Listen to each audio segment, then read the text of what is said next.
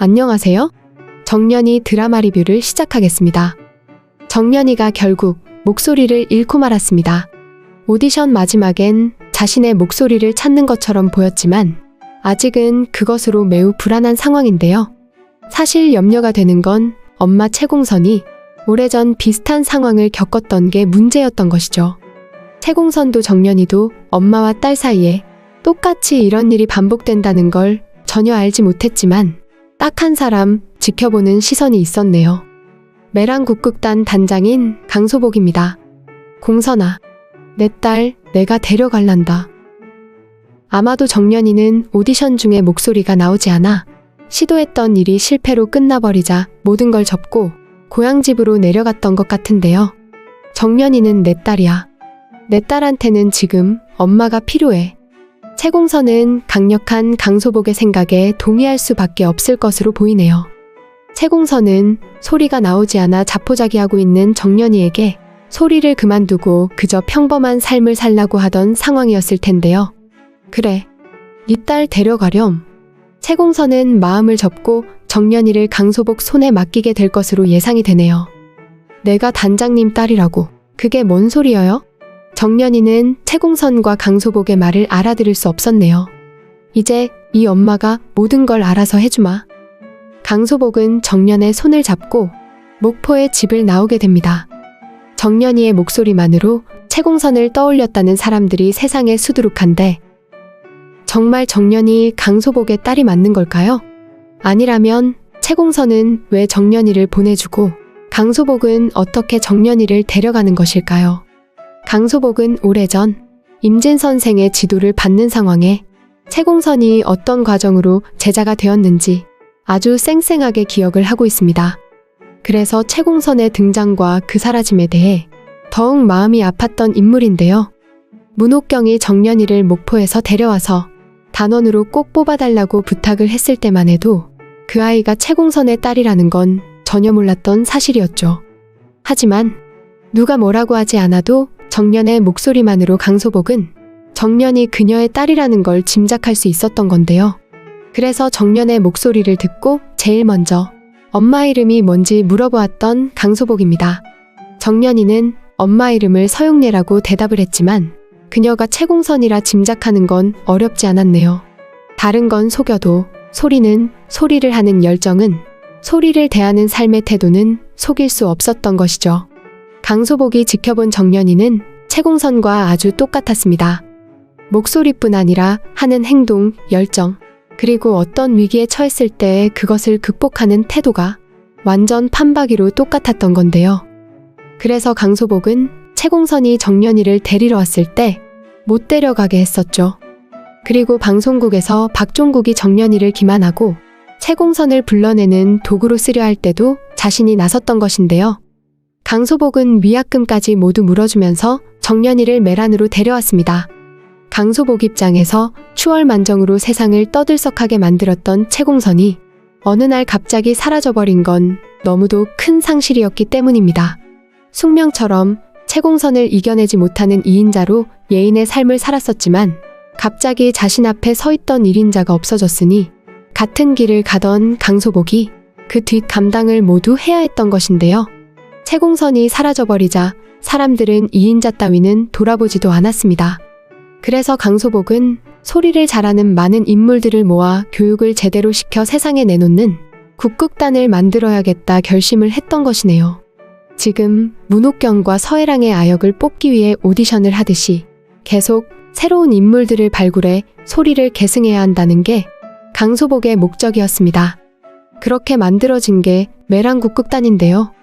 늘 부럽고 탐나고 질투의 대상이었던 채공선이었지만 강소복에게 있어 채공선의 부재는 자신의 소리의 삶이 붕괴되는 듯한 엄청난 상실이었던 것이죠.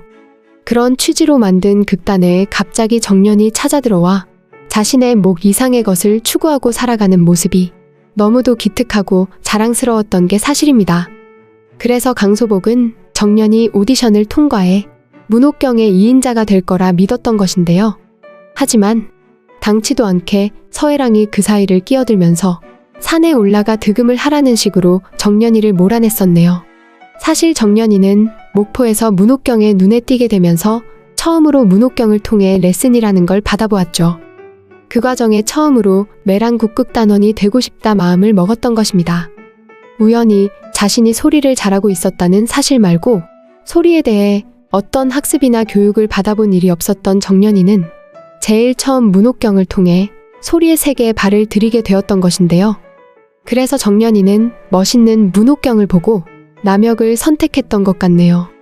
춘향전에서도 방자역이었고 자명고에서도 처음엔 군졸역이었던 건데요. 하지만 구슬아기 역할을 맡았던 홍주란이 갑자기 덮친 조명에 다치게 되면서 그 공백을 메꾸어야 하는 숙명에 처하게 되었죠. 바로 이전까지도 자신은 고미걸의 성향이 맞는 것 같다고 구슬아기는 오글거려서 못하겠다 했었는데요. 하지만 어쩔 수 없이 구슬아기를 연기하게 되었고 처음 여자 역할을 했음에도 불구하고 상대 역인 고미걸 역할의 허영서가 구슬아기 연기를 하는 정연이 눈빛에 휩싸여 대사를 잊어버리는 바람에 정연의 임기응변 대응이 아니었다면 막을 내릴 위기까지 가버렸었죠. 그만큼 정연이는 이미 타고난 재능을 갖추고 있어 어떤 역할에도 그것이 감추어지지 않았습니다. 정연이는 구슬아기 역할을 성공적으로 해내면서도 모든 게 홍주란 덕분이라 여겼었네요.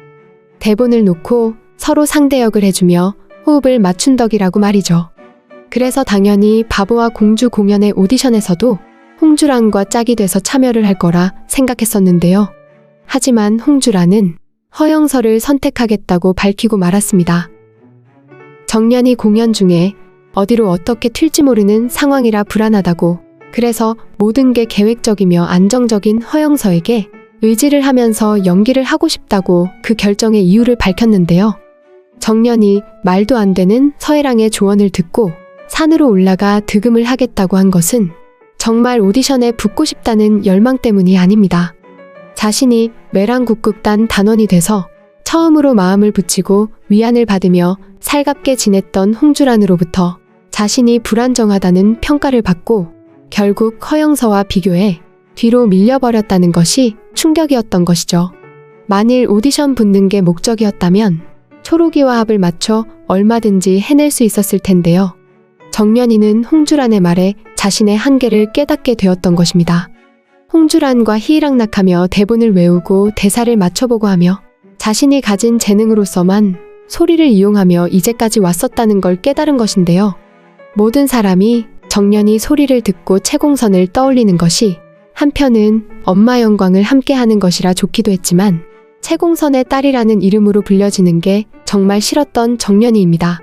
엄마의 이름에 묻어가고 싶지 않았기 때문인데요. 그렇게 생각을 하면서도 정작 정연이는 자신이 타고난 재능만으로 지금까지 버텨왔다는 걸 깨닫게 되었습니다. 군졸 역할이었을 때 군사의 서름을 소리에 관중들의 환호를 불러일으킨 것이나 구슬아기 역을 할 때 허영서가 대사를 잇는 실수를 했지만 정연의 임기응변으로 무대는 박수를 받았는데요. 정연이는 어떤 상황에도 자신의 소리가 모든 걸 제압할 것이기 때문에 어떤 무대도 겁이 나지 않았던 거죠. 하지만 홍주란은 그런 정연이가 불안하다고 했네요. 사실 홍주란이 허영서에게 털어놓은 진심을 보면 불안하다는 말은 거짓말이었습니다. 홍주란은 지방에 내려가 결혼식에 초대받을 때부터 마음이 우울했었죠. 왜냐면 정연이와 고미걸과 구슬아기 역을 연습하면서 느꼈던 이상한 감정 때문이었는데요. 분명 역할을 연기하는 것이었지만 이상하게 실제 자명고 무대에서 고미걸을 연기했던 허영서와의 그것과는 달라도 너무나 달랐던 건데요. 홍주란은 정연이 연기하는 고미걸 역할이 자신을 너무도 설레게 했다고 허영서에게 털어놓았죠. 홍주란은 덜컥 겁이 났었던 것으로 생각이 되네요. 계속 정연이와 남녀 역할을 나누어 맡게 된다면 혹시 자신이 연기 속의 감정에서 헤어나오지 못하면 어쩌나. 역할 속의 남역인 정연이를 정말 남성으로 생각하고 마음에 품게 되면 어쩌나 겁이 났었던 건데요. 사실 역할에 몰입된 감정을 그 배우에게 이입하는 건 위험한 일입니다. 정말 홍주란이 두려웠던 건 자기 자신의 감정이었던 것이죠. 정연이와의 우정을 지키기 위해 홍주란은 정연이가 아닌 허영서와 오디션을 봐야겠다 결정을 했던 것인데요. 하지만 그 말이 정연이에겐 송곳이 되었네요. 정년이 역시 문옥경과 같은 길을 가겠다 생각하고 극단에 들어가 보니 제일 먼저 만나게 된 경쟁 상대가 허영서였습니다. 허영서 역시 문옥경처럼 정년이 생각하기엔 자신과는 차원이 다른 사람처럼 느껴졌던 것이었죠. 비린내 나는 생선이나 팔아온 자신 같은 무지랭이하고는 너무나 격이 다른 고매한 인물로 생각이 되었었는데요. 허영서의 엄마나 언니는 세상이 다 알아주는 서양음악가였죠. 하지만 정년이는 기죽지 않았습니다. 자신의 자신감 하나로 모든 걸 버티고 기상을 뿜어내며 앞으로만 달리고 있었는데요. 자명고 공연에서 역할에 넘치는 군졸력을 뽐내서 강소복으로부터 무대에 더 이상 오르지 말라는 처벌을 받았을 때도 정년이는 아무렇지 않았네요. 자신은 다 헤쳐갈 수 있다 생각했으니까요. 정말 시련은 헤쳐나가면서 해결이 되었고 정년이는 이제 마음 놓고 바보와 공주의 대본에 걸맞는 배우 역할만 되면 되는 것이었는데요. 하지만 정년이는 자신의 재능이 오히려 홍주란에게 불안하다는 평가를 받게 되면서 완전히 무너져 내렸던 것으로 생각이 되네요. 거기서 정년이는 일종의 깨달음을 얻게 된 것인데요. 자신이 타고난 그야말로 하늘이 내린 목소리만으로는 엄마 채공선의 이름을 벗어날 수 없다는 것을 말이죠. 자신만의 진짜 소리를 낼 수 없다면 도대체 소리를 한다는 게 무슨 의미가 있는 건가? 요동치는 스스로의 물음에 답을 할 수 없었던 것으로 보이네요. 정년이 겨우 가볍게 던진 서해랑의 조언에 뭔가를 느껴 그 이후로 산을 향했던 것은 절대 아닙니다. 스스로 출구를 찾고 있는 상황이라 서해랑이 던진 문을 열고 자진해서 밖을 향해 나갔던 것인데요. 이제까지 자신이 소리라 여겼던 건 타고난 재주였을 뿐 자신의 내부에서 고통으로 연마된 진정한 정신의 소리는 아니었다는 걸 정년이는 깨닫게 되었던 것이죠. 제일 먼저 그런 정년이를 발견한 사람이 바로 강소복입니다. 정년이 고통스러운 모습을 보며 강소복은 그렇게 뛰어난 재능을 가진 정년이가 지름길을 두고 돌아서 가는 모습이 안타까웠었네요. 하지만 강소복은 금방 알게 되었죠.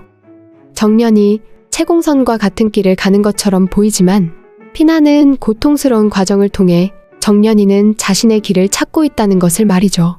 그래서 심사위원의 룰을 깨고 정년이에게 소리를 할 수 있는 한 번의 기회를 더 주었던 것인데요.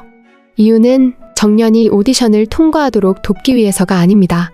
재능에 기대서 소리를 하는 것이 아니라 정신에 기반을 둔 자신의 내부에서 끌려 나오는 소리를 정년이 체험할 수 있도록 기회를 주었던 것이었죠. 결국 마지막엔 그것을 뛰어넘는 모습을 보여주게 되었고 말이죠. 하지만 목소리가 나아진 건 일회적으로 해결이 되는 게 아닙니다. 그래서 결국 정년이는 소리하는 걸 우선 그만두고 고향 목포로 내려가게 될 것으로 예상이 되네요. 강소복은 그런 정년이를 막아세우지 않는데요. 집으로 내려가 어느 정도 열정과 재능을 스스로 가다듬을 수 있도록 시간을 준 후에야 강소복은 정년이를 데리러 갔습니다. 채공선에게 정년이 자신의 딸이니 돌려달라고 말이죠. 아마도 강소복이 자신의 딸이라 말하는 것은 천상이 내린 정년이의 목소리는 채공선이 물려준 것이지만 그것을 운영하고 단련시키는 또 다른 엄마 역할은 자신이 하겠다는 의지로 판단이 됩니다. 정년이는 늘 자신만의 소리를 내고 싶다고 해왔었죠. 하지만 너무도 뛰어난 재능을 가졌기 때문에 그것에서 이탈해 자신만의 것을 새로 창조한다는 건 불가능할 수도 있었던 것인데요. 이제 강소복이 그 과정을 도와주기 위해 팔을 걷어붙이게 될 것으로 예상이 됩니다. 채공선과의 과거를 생각하면 강소복에게 정년이는 자신이 직접 낳은 딸과 다름이 없습니다. 그리고 선천적으로 이어받은 목소리는 진짜 엄마 채공선이 물려준 것이지만 그것을 어떻게 다루고 운영하며 절제하는지는 정신적인 엄마 강소복이 단련시키게 되겠네요. 강소복은 하늘이 내린 천상의 목소리를 두 번 잃을 수는 없었습니다. 그래서 채공선의 딸 정년이를 자신의 딸로 모든 걸 계승하도록 결심을 한 것으로 짐작됩니다. 목소리가 나오지 않아 고통받던 정년이의 모습이 눈앞에 생생한데요. 그것은 새로운 길을 열어가는 하나의 과정이었던 것이죠. 이제 정년이는 채공선에게 받은 천상의 목소리로 강소복의 후계자가 되어 다시 한번 세상을 떠들썩하게 만들 한국 대표의 소리꾼으로 관중을 뒤흔들게 되겠네요. 빨리 유려하게 빛나는 정연이의 목소리가 듣고 싶네요. 오늘 정연이 드라마 리뷰는 여기까지입니다. 재미있으셨다면 좋아요와 한 줄의 댓글 꼭 부탁드립니다. 감사합니다.